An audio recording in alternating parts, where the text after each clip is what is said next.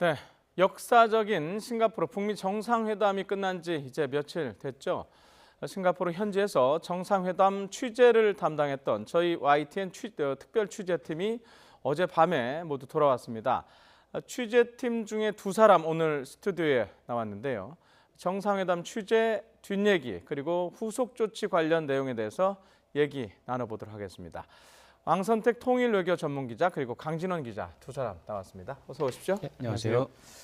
자, 강진원 기자, 내가 알기로는 우리 취재팀 중에 가장 오래 싱가포르에 있었다고 그랬나? 며칠 있었어요? 제가 지난 5일 날 출국을 했으니까요. 네. 지금 어제 밤에 오늘 새벽에 들어왔거든요. 9박 10일 정도 있다가 지금 왔습니다. 9박 10일이요? 열흘 정도 2주 있다가. 가까이 있었는데. 네. 왕선택 기자는 어느 정도 저는 있었어요? 10일 날 가서 이제 14일 날 왔으니까 4박 5일 좀 네. 약간 짧게 다녀왔습니다. 예. 그리고 현지에 가 있는 기자들 뭐 얘기를 들어보거나 페이스북을 보면 대부분 제일 먼저 하는 얘기가 날씨 얘기를 하더라고요. 네. 날씨가 얼마 안 좋아요? 날씨가 좀 덥죠. 한 낮에 보면 한 35도 정도까지 기본적으로 가는 것 같고요. 습도가 좀 높습니다. 그래서 한 80%. 그래서 좀 한낮에 뭐 그늘이 아니면 굉장히 견디기 어려운 그런 그러니까 상황이라고 덥고 했습니다. 습한 날씨. 우리나라의 여름 중에서 가장 좋지 않은 날씨 그런 걸 생각하면 돼요? 그거보다는 조금 낫습니다. 견딜 수는 있는데 시간이 지나면 굉장히 어려운. 근데 우리보다는 당장은 견디기는 우리보다는 좀 납니다. 약간 선선한 느낌은 있습니다. 예.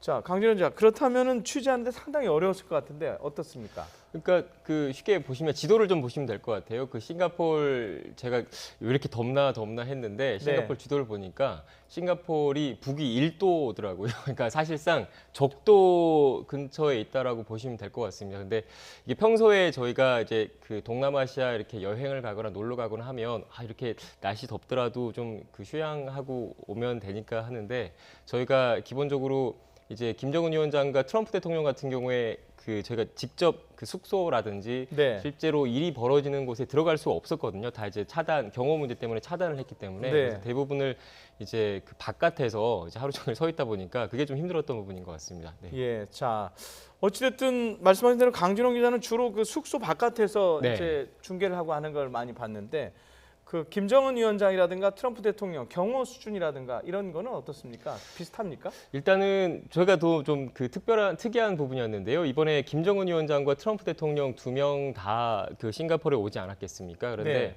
그 김정은 위원장과 트럼프 대통령 확연하게 좀 다른 부분이 좀 있었습니다. 네. 이제 그 숙소가 김정은 위원장 같은 경우에는 싱가포르 도심 근처의 세인트 레지스라는 호텔이었고요. 예. 거기서 한 직선 거리로 한 570m 정도니까 바로 인근에 샹그릴라 호텔이라고 저희 그 아시안 안보회의 같은 많이 큰 행사가 예. 많이 열리는 곳이었습니다. 되게 지척에 있는 곳이었는데 경호 수준은 크게 차이가 좀 많이 났습니다. 제가 트럼프 대통령 같은 경우에는 트럼프 대통령이 그 회담 이틀 전 밤에 10일 날 저녁에 이제 그 싱가포르에 도착을 했는데 도착하기 1시간 전까지만 해도 제가 그 샹그릴라 호텔 로비 바로 앞에서 중계 방송을 했었거든요. 근데 그 김정은 위원장이 묵고 있는 그 세인트 레지스 호텔 같은 경우에는 저희가 막 도착했을 때부터 되게 그 호텔 관계자들이 인근에 접근을 해서 취재하는 것도 되게 그 뭐라고 하나요? 좀 그 민감하게 반응을 했었고 그 김정은 위원장이 오기 전날부터 도로를 전면 다 통제를 했습니다. 그러니까 그 세인트 레지스 호텔 주변에 도로를 전부 다 통제를 하고 한 1톤 정도, 1.5m 정도 되는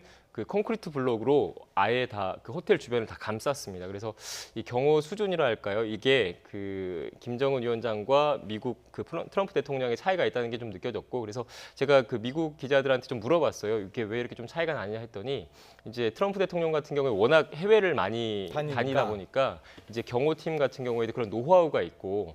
또 그 샹그릴라 호텔 같은 경우에 그 트럼프 대통령이 묵었던 숙소죠. 샹그릴라 호텔 같은 경우에 다른 투숙객들이 있었거든요. 근데 전면적으로 통제를 하다 보면 기존에 머물고 있던 다른 투숙객들한테 방해가 되고 불편을 주기 때문에 일단 조용한 경호를 펼쳤다라는 얘기를 일단 들었습니다. 예.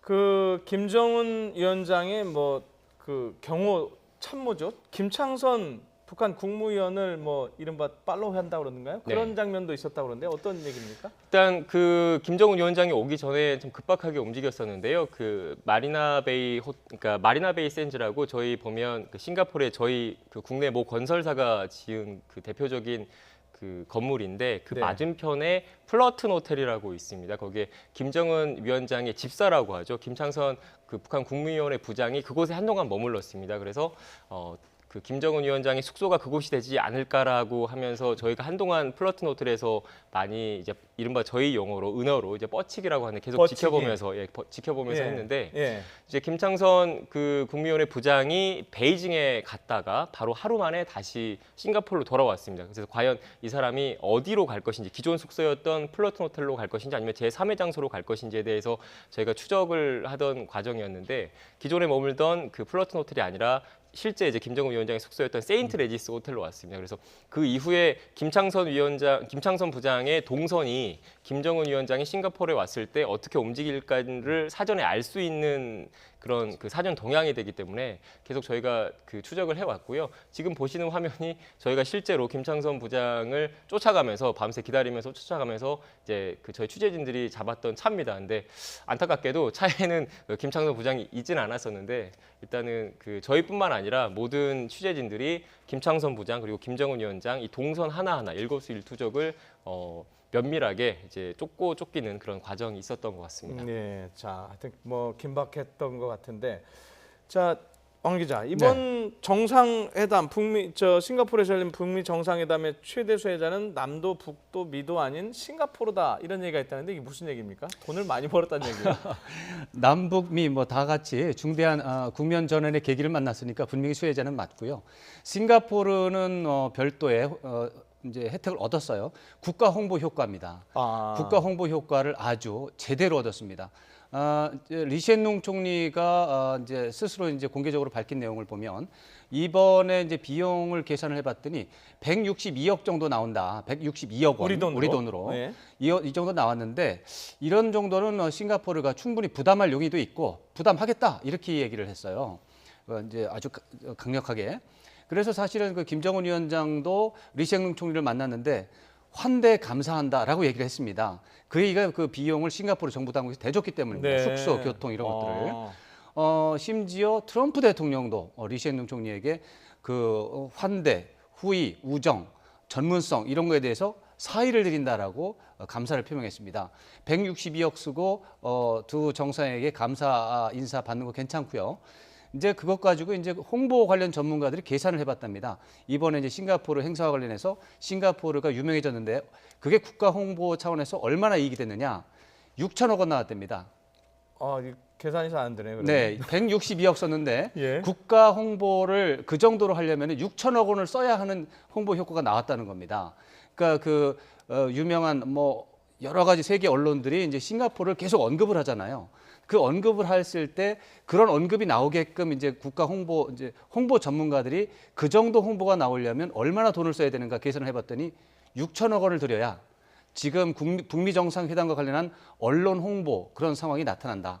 그래서 162억 쓰고 6천억 원의 효과를 얻었다. 그거 말고 두 기자분도 가셨지만 기자들 수천 명 가서 먹고 자고 한 것도 다 그 얘기입니다. 벌었잖아요. 그 계산을 하는데 예. 다만 이제 지금 말씀하신 것처럼 일부 또 기자들을 향해서 어떻게 보면은 또 장사를 한 것도 있습니다.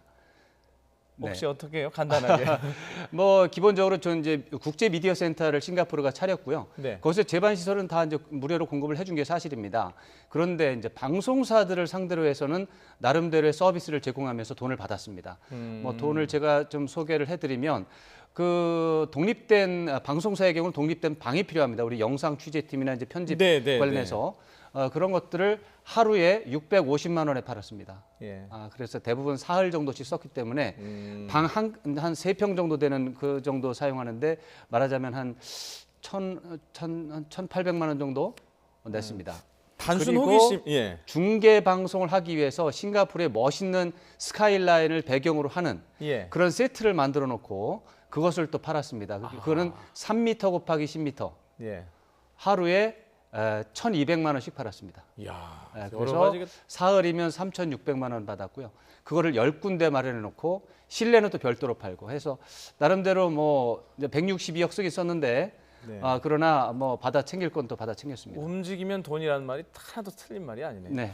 저기 단순한 호기심인데요. 혹시 그 남북 정상회담도 취재하셨잖아요. 네네. 그때 여기 킨텍스에 가요? 우리 한국 우리는 킨텍스에서 했죠. 그저 3천여 명인가 그랬는데 여기 우리는 3천여 명입니다. 그러니까 어디가 더 많이 기자가 많이 왔던가요? 미북 정상회담, 남북 정상회담.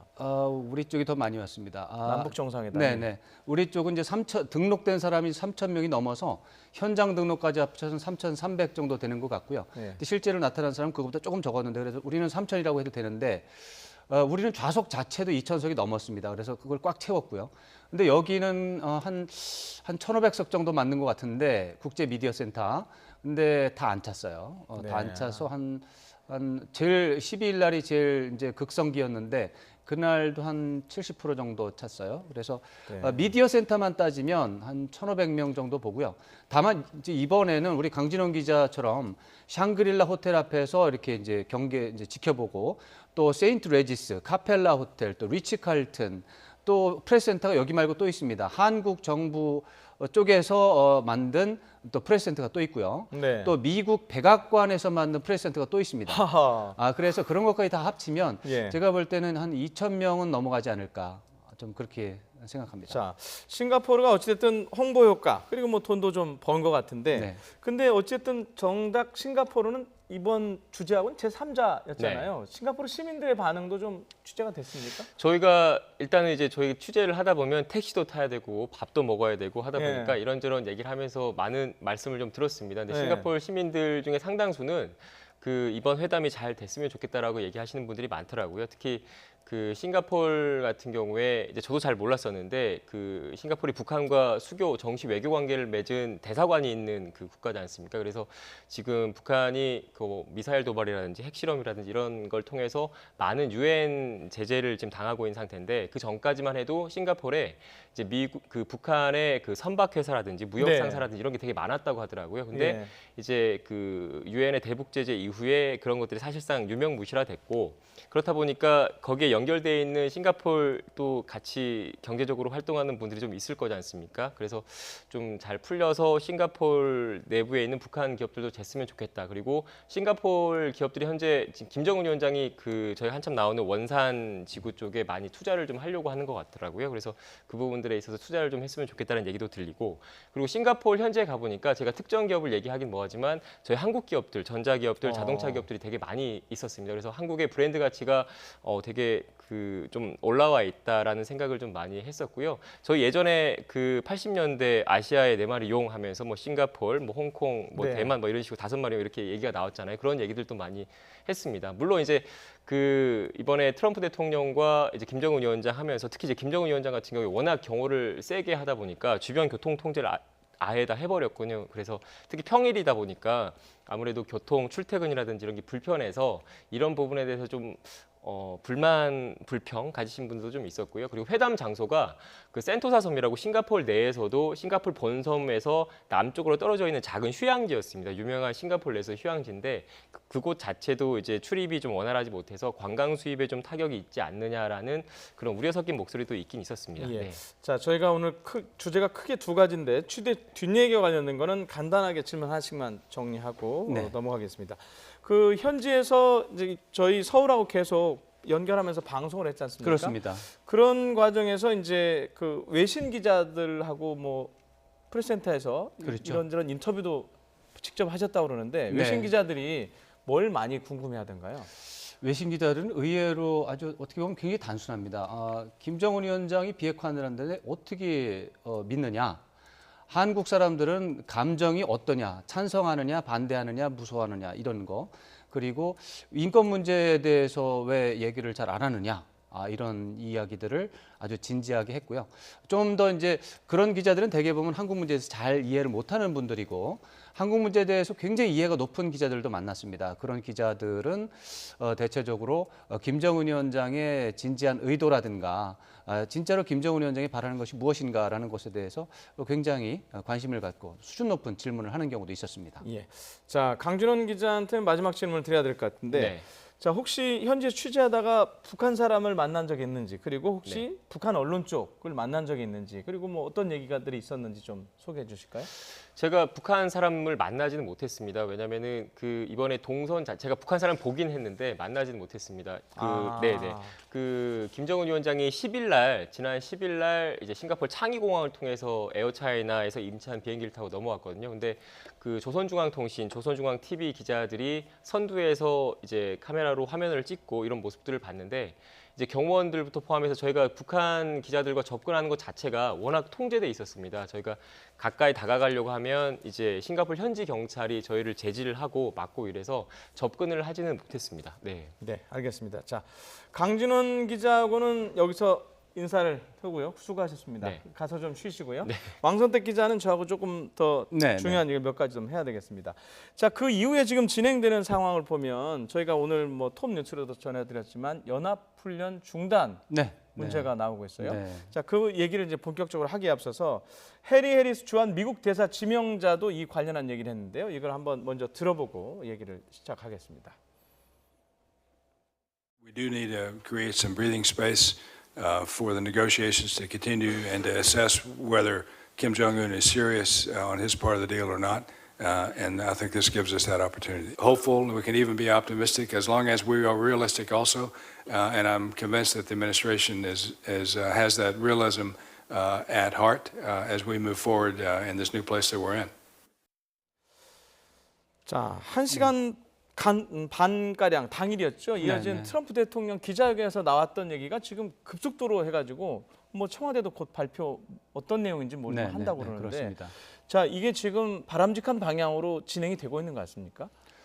단적으로 말하면 그렇습니다. 예. 바람직한 방향으로 진행이 되고 있다 이렇게 말씀을 드리는데 네. 다만 이 얘기가 너무나 복잡한 얘기고 이게 이제 뭐 두 곱이 세 곱이 이제 해야 될 얘기가 많아서 이 중간 중간에 좀 오해받을 부분도 있긴 하지만 결론적으로 뭐냐 하면은 지금 제대로 된 방향으로 가고 있다 이렇게 말씀드릴 수 있습니다. 자, 그러면 지금 청와대가 조만간 발표를 하겠다고 얘기를 했지 않습니까? 네. 그리고 미국과도 지금 긴밀하게 협의를 하고 있다고 그러고 네. 그러면 지금 이른바 연합훈련 전면 중단인지 일부 중단인지가 이제 관심인데 일부 중단으로 그 봐야 점에 되겠죠. 대해서는 지금 조금 전에 본 이제 해리 해리스 주한 미국 대사 이제 후보자 이 해리 해리스 장군의 말이 가장 이제 현재로까지 뉴스 중에서는 이제 권위 있는 말이 되겠는데 그 말 중에 메이저 엑서사이즈에 대해서 중단을 한다, 서스펜션이 된다. 그러니까 메이저 엑서사이즈라고 하는 것은 큰 규모의 대규모의 훈련에 대해서는 서스펜션 중단이 되는 것이다. 이 얘기는 그것이 아닌 것은 일상적인 부분에 대해서는 적용되지 않는다라는 것을 의미하는 것이죠.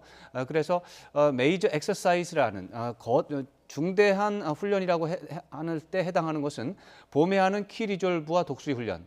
이제 이건 세트로 붙어 있는 거죠. 그다음에 이제 통상 8월에 하는 을지 프리덤 가디언 이 두 가지가 훈련 말하자면 중단의 대상이 된다 이렇게 말씀드릴 수 있고 이거 외에 나머지 또 군종별 훈련이 또 있습니다. 그런 것들 또 주한미군 이제 한국과 미군 연합사 체제이기 때문에 연합사 차원에서 기본적으로 하는 것들은 그냥 일상적으로 하는 것은 간다고 봐야죠. 예. 자, 트럼프 대통령이 이처럼 이제 한미 연합 훈련 카드를 꺼내든 거는 이제 북한의 비핵화 이행과 서로 이제 주고받기의 한 과정으로 봐야 되는 건가요? 그렇습니다. 이제 드디어 트럼프 대통령이 비핵화라고 계속 북한을 이제 비핵화하는 문제에 대해서 연구를 하다 보고 진지하게 하다 보니까 비핵화가 북한이 말하는 안보 우려라는 부분과 붙어 있다는 것을 이해를 한 겁니다. 그래서 북한에 대한 어떤 체제 안전 보장이라고 하는 조치가 북한에 대해 제공하지 않을 경우에는 비핵화가 진전이 안 된다. 라고 하는 부분에서 이해를 했고 그래서 그런 부분에 대해서 나름대로 선의의 조치를 하는 그런 몇 가지 조치 중에 하나가 한미연합 군사훈련을 중단할 수 있다. 이렇게 말한 그런 대목이 되겠습니다. 예. 자, 일부에서는 좀 이번 연합훈련 중단 발표 뭐 아직 나오진 않았지만 중단이 된다면 이건 너무 좀 성급한 거 아니냐 이런 우려도 있어요? 그럼요. 당연히 지금까지 군사 훈련을 한다는 이유가 있습니다. 북한의 대남 군사 도발 위협이 있기 때문인 거죠. 군사 위협이 있으면은 당연히 거기에 대응하는 대응책이 있어야 됩니다. 그 대응책은 연습을 계속하는 것이죠. 훈련을 계속하는 것이죠. 북한이 도발을 할 때 이렇게 도발할 거면 이렇게 맞고 저렇게 도발하면 저렇게 맞고 이런 것들을 시나리오를 짜놓고 한국과 미국에서 연합 병력이 와가지고 이제 너는 여기 맞고 나는 여기 맞고 이런 것들 연습을 해야 실제로 일이 벌어질 때 잘 막을 수 있지 않습니까? 그래서 당연히 그런 연습들을 해야 하는데 지금 국면이 크게 바뀌었습니다. 지금 국면이 크게 바뀌어서 남북 정상 간의 관계 개선을 하겠다라고 했고 북미 정상 간에도 관계 개선을 하겠다. 이제 새로운 시대를 열겠다라고 약속을 했습니다. 그렇기 때문에 북한에서부터 오는 군사적인 도발 가능성, 군사적 위협이 최소한 말 대 말 차원에서는 현저하게 낮아졌다는 것이죠. 네. 이렇게 됐을 때 북한의 도발을 상정한 상태에서의 군사 연습을 하는 것은 오히려 북한에 대해서는 도발적인 조치가 될 수 있다라는 게 북한의 논리입니다. 그 북한의 논리를 이제 트럼프 대통령이 들은 것이고 그렇다면은 뭐 걱정하지 마라. 그러면 네가 그렇게 걱정을 하면 뭐 군사적 중단하는 거를 한번 고려를 해보겠다. 지금 그런 상태가 이제 전개되고 있다 이렇게 봐야 되겠습니다. 예. 제가 뭐 얘기했지만 북한에 대해서 너무 일찍 많은 걸 뭐 열어주는 거 아니냐 이런 우려와 관련해서 지금 마이크 폼페이오 미국 국무장관이 우리나라도 왔다 갔지만 네. 지금 각 나라를 돌면서 설명을 하고 있는데요. 그렇습니다. 이와 관련한 설명이 좀 있었는데 한번 들어보시고 얘기를 이어가겠습니다. The summit created this enormous historic opportunity for us to move forward together and fundamentally reshape the relationship between the United States and North Korea. Verification is central to that. Complete denuclearization certainly encompasses that idea very clearly. That is not going to happen. President Trump made that clear not only in his press conference, but made it clear when he was with Chairman Kim Jong-un himself, that the sequence will be different this time.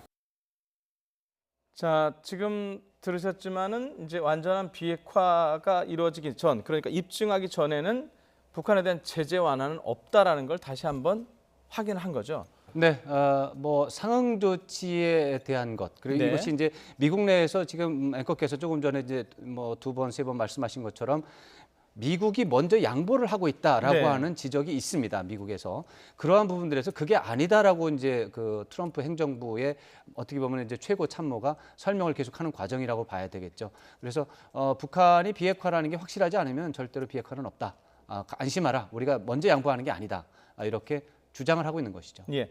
그리고 폼페이오 장관이 하는 말을 보면 북한 비핵화의 주요 조치들을 달성하는 목표 시한으로 트럼프 대통령의 첫 번째 임기 만료 시점이 2020년인데 여기에 대해서 얘기를 하는데 북한과 이와 관련해서 어떤 얘기가 있었을까요? 지난번 회담 때? 저는 당연히 얘기가 있었을 거라고 봅니다. 그게 사실 이번 공동 성명에 담기기를 바랬던 거죠. 그러니까 완전한 비핵화를 위해서 노력한다는 들어갔는데 2020년까지라는 뭐 이런 내용이 들어갔으면 더 좋았을 거다. 근데 그런 부분이 들어가지 않았기 때문에 미흡하다. 좀 의심이 간다.